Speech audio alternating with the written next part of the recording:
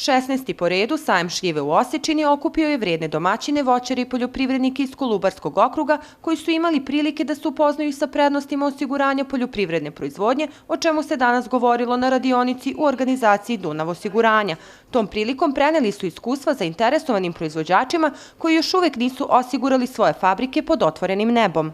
Imamo 80 ari pod Malinom i 30 ari pod Kupinom. Sve to što proizvodi daje otkupnim hladnjačama, češće nam dolazi taj grad. I primoran si da to osiguraš. Ako ne osiguraš, nema od tebe ništa. A i mogu da se zahvalim prvo kompaniji Dunav, drugo našoj lepoj državi Srbiji, Ministarstvu poljoprivrede, koja nam je omogućila te subvencije povećaje od 70%. Voćarstvo je ovdje zastupljeno, kod mene 80%, najviše šljiva, malina, jabuka, kupina, svega ima. U kontinuitetu ja radim 15 godina, od kada je otac umro, od kada sam vlasnik gazdinstva. Znači nisam bio neosiguran ni jednu godinu. Ovo je za mene preventiva. Glavni proizvod mi je mleko, znači imam 50 ženskih grla u svim kategorijama. Godišnja proizvodnja mleka mi je oko 140 tona.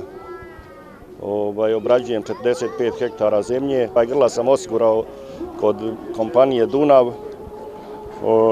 Znači osigurana su mi 2 sezone, sad mi je 3. sezona.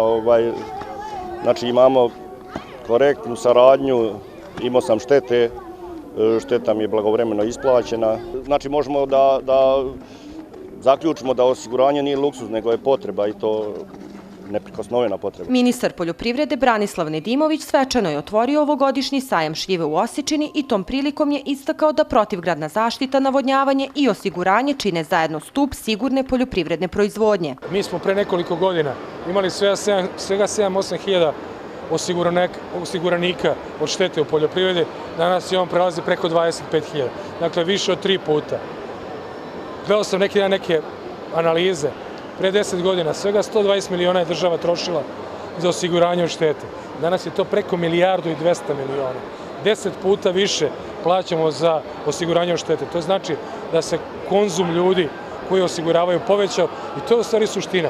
U opštini Osečina registrovano je preko 2000 poljoprivrednih gazdinstava, međutim i dalje su u manjini osigurana domaćinstva. Zbog toga su i značajne radionice kompanije Dunav osiguranje na manifestacijama poput sajma šljiva koje pružaju neophodne informacije kroz edukaciju poljoprivrednika. Ova današnja radionica koju je kompanija Dunav organizovala zajedno sa Ministarstvom poljoprivrede može jako puno da pomogne podizanju pre svega svesti kod poljoprivrednih proizvođača, da shvate značaj osiguranja i da je to u krajnjoj liniji jedini lek protiv vremenskih nepogoda sa kojima se mi suočavamo skoro svake godine. Mnogi smatraju da je osiguranje skupo. Ono apsolutno ne skupo i ja ću dati jedan primjer osiguranja 10 tone šljive po ceni od 35 dinara po kilogramu. Ima osiguranu sumu od 350.000 dinara.